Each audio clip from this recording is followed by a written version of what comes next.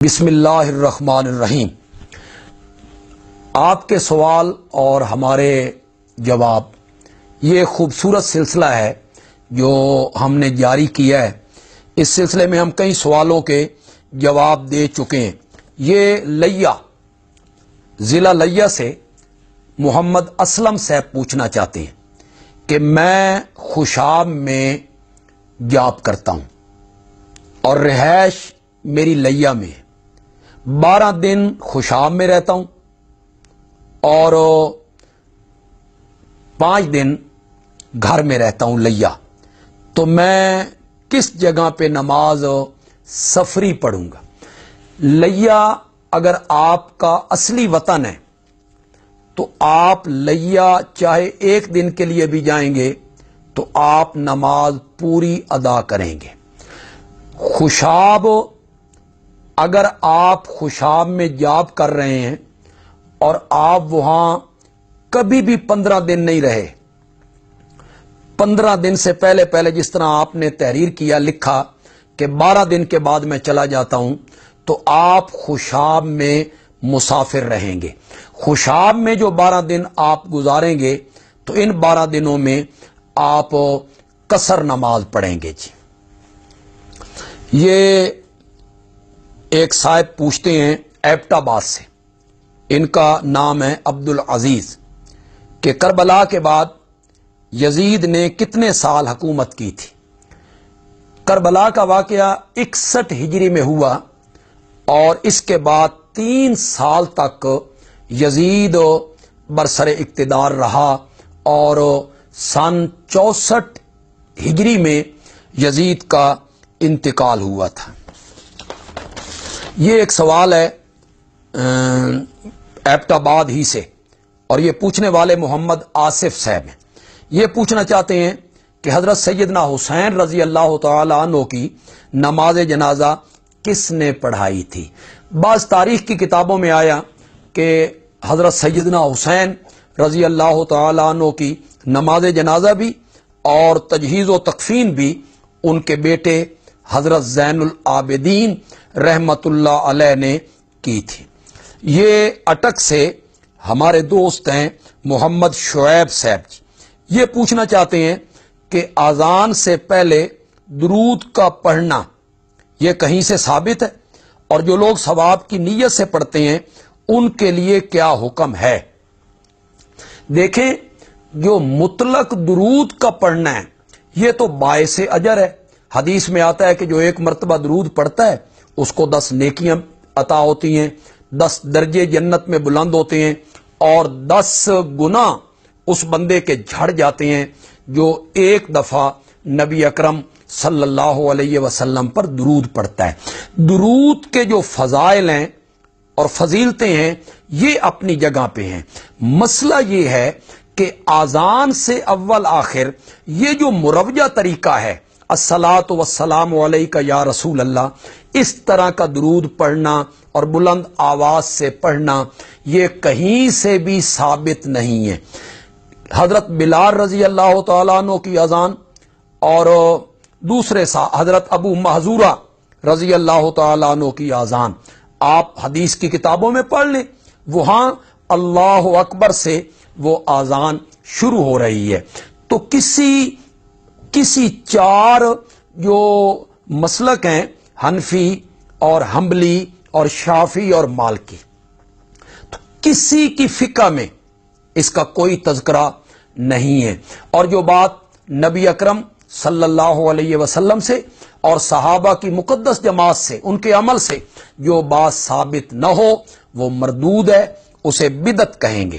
یہ شعیب صاحب پوچھنا چاہتے ہیں کہ مرنے پر یہ جو تیجہ ہے، جمعرات ہے، 40واں ہے، برسی وغیرہ ہے، اس کی کیا حقیقت ہے؟ اسلام میں اور ہماری شریعت میں اس کی کوئی حقیقت نہیں ہے۔ تیجہ، 7واں، 10واں، 40واں، برسی، سالگرہ، یہ رسمیں غیر مسلم لوگوں کی ہیں۔ ہماری شریعت نے ان چیزوں میں سے کسی کی طرف ہماری رہنمائی نہیں کی ہے۔ یہ ہمارے ایک اور دوست ہیں جی، عرفان اللہ شاکر صاحب جی، یہ ڈیرہ اسماعیل خان سے، یہ ہمارے دوست بڑے جماعتی ذہن رکھنے والے دوست ہیں اور میڈیا پر یہ بہت جاندار کام ہماری جماعت کے کاز کے لیے، ہماری جماعت کے مشن کے لیے یہ بڑی محنت سے میڈیا پر، سوشل میڈیا پر یہ کام کر رہے ہیں۔ ان کا سوال بھی اسی سے متعلق ہے کہ اشاعت التوحید و سنہ کی بنیاد کب رکھی گئی، اس جماعت کا پہلا اجلاس کہاں ہوا، اور اس کی پہلی مجلس عاملہ جو تھی اس کے عہدیدار کون کون سے تھے۔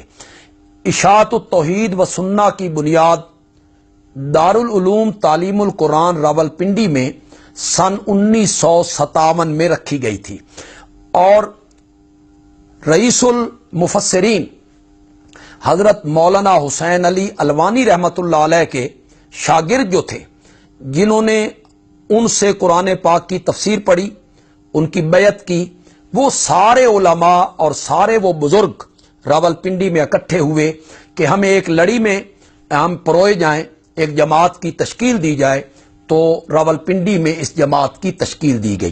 اس کے پہلے امیر حضرت مولانا قاضی نور محمد رحمت اللہ علیہ تھے، جن کا تعلق کلا دیدار سنگھ سے تھا، اور اس کے نائب امیر خطیب اسلام حضرت سید عنایت اللہ شاہ بخاری رحمت اللہ علیہ تھے، اور ناظم اعلیٰ اس جماعت کے حضرت شیخ القرآن مولانا غلام اللہ خان رحمت اللہ علیہ تھے۔ حضرت مولانا قاضی نور محمد رحمت اللہ علیہ جو اس جماعت کے امیر تھے، وہ سن 1962 میں انتقال فرما گئے۔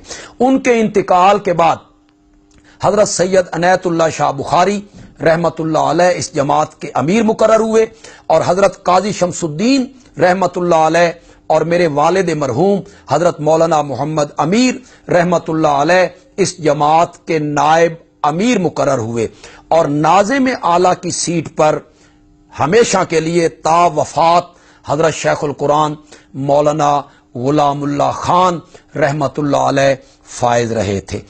ختم نبوت کی تحریک میں اگرچہ اس جماعت کا مشن تو ہے اللہ کی توحید کی اشاعت کرنا، شرک کے خلاف جد و جہد کرنا، نبی اکرم صلی اللہ علیہ وسلم کی سنت کی تشہیر و ترویج کرنا، بدعات اس کے خلاف جہاد کرنا، لوگوں کو بتانا کہ بدعت کیا ہوتی ہے تاکہ لوگ اس بدعت سے بچ جائیں۔ اس کے لیے اس جماعت نے بڑی محنت کی ہے، لیکن اس کے ساتھ ساتھ تحریک ختم نبوت ہو یا تحریک نظام مصطفیٰ ہو، ان تحریکوں میں بھی اس جماعت کے جو عہدیدار تھے، مرکزی رہنما تھے، ان کا ایک بھرپور کردار ہے۔ چنانچہ حضرت شیخ القرآن مولانا غلام اللہ خان رحمت اللہ علیہ کا جو مدرسہ ہے راجہ بازار میں دارالعلوم تعلیم القرآن، یہ تمام اسلامی تحریکوں کا مرکز رہا ہے۔ تمام لیڈر اس جگہ پہ اکٹھے ہوتے تھے۔ شورش کاشمیری نے اسی کو دیکھ کر اپنے رسالے چٹان کے پچھلے صفحے پر حضرت شیخ القرآن کی تصویر شائع کی، اور اس کے اوپر لکھا میزبان ختم نبوت، یعنی ختم نبوت کا یہ بندہ شیخ القرآن مولانا غلام اللہ خان میزبان ہے۔ سارے لوگ اس کے ادارے میں بیٹھتے ہیں، میٹنگیں ہوتی ہیں۔ مجلس احرار جس نے ختم نبوت کی تحریک کی باغ ڈور سنبھالی تھی، اور جس کے سربراہ امیر شریعت حضرت سید عطا اللہ شاہ بخاری رحمت اللہ علیہ تھے، اس مجلس احرار پنجاب کے صدر حضرت سید عنایت اللہ شاہ بخاری رحمت اللہ علیہ تھے۔ تو سن 1977 میں جو نظام مصطفیٰ کی تحریک چلی تھی، اس میں بھی دارالعلوم تعلیم القرآن جو ہماری جماعت اشاعت التوحید و سنہ کا مرکز ہے، اور حضرت شیخ القرآن مولانا غلام اللہ خان کا وہ قائم کردہ ادارہ ہے، اس تحریک میں بھی دارالعلوم تعلیم القرآن ہماری جماعت کا مرکز اس تحریک کا بھی مرکز تھا۔ وما علینا الا البلاغ المبین۔